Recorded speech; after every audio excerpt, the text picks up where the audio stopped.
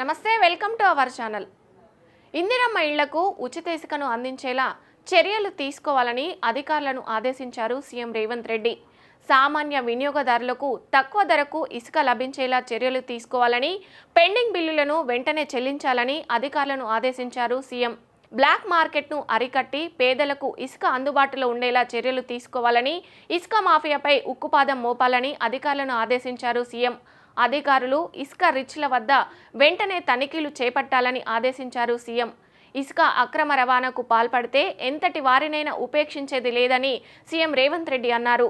ఇసుక రవాణా పర్యవేక్షణకు ప్రత్యేక అధికారులను నియమించాలన్న ముఖ్యమంత్రి రేవంత్ రెడ్డి జిల్లాల వారీగా కలెక్టర్లు, ఎస్పీలకు బాధ్యతలు అప్పగించాలని ఆదేశించారు.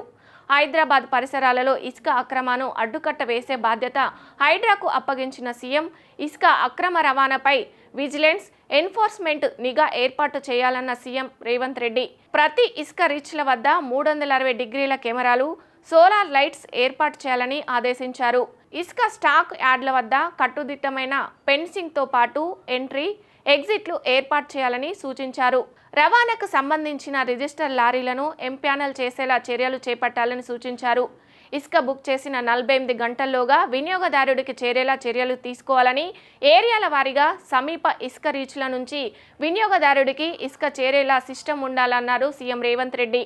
వినియోగదారుల సమస్యల పరిష్కారానికి ప్రత్యేక పోర్టల్ ఏర్పాటు చేయాలని, సమస్య వచ్చిన వెంటనే పరిష్కారం జరిగేలా చూడాలని, నిర్ణీత ధరకు మాత్రమే ఇసుక అమ్మకాలు జరిగేలా చర్యలు తీసుకోవాలని సూచించారు. ఇసుక రవాణా చేసే వాహనాలకు ట్రాకింగ్ సిస్టమ్ను ఏర్పాటు చేసి అక్రమ రవాణాను అడ్డుకట్ట వేయాలని సీఎం సూచించారు. ఆన్లైన్ బుకింగ్ విధానంలో పలు మార్పులను సూచించిన సీఎం ఆఫీస్ టైమింగ్స్లో బుకింగ్ చేసుకునేలా బుకింగ్ వేళలు మార్పు చేయాలన్నారు సీఎం.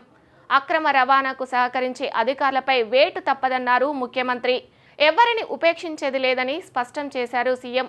అవసరమైతే తానే స్వయంగా ఆకస్మిక తనిఖీలు చేస్తానన్నారు సీఎం. పారదర్శకంగా, అక్రమాలకు తావు లేకుండా పర్మనెంట్ ఉద్యోగులకు బాధ్యతలు అప్పగించాలన్నారు సీఎం రేవంత్ రెడ్డి. ఏంటి అలాగే నిలిచిపోయావు? గోల్డ్, డైమండ్, సిల్వర్ రేట్ ఇలా ఉంటే ఇలా నిలిచిపోకుండా ఎలా ఉండేది? ప్రజలకు మనం ఏం చేయగలమో ఆలోచించుకురు. తగ్గింపు ధమాకా. లలిత వారి మార్కెట్లోనే తక్కువ తరుగులో ఇంకా 1% తగ్గింపు ఇద్దాం. ఓకే, వజ్రాభరణాలకు క్యారెట్ కు 5000 రూపీస్ తగ్గింపు ఇద్దాం.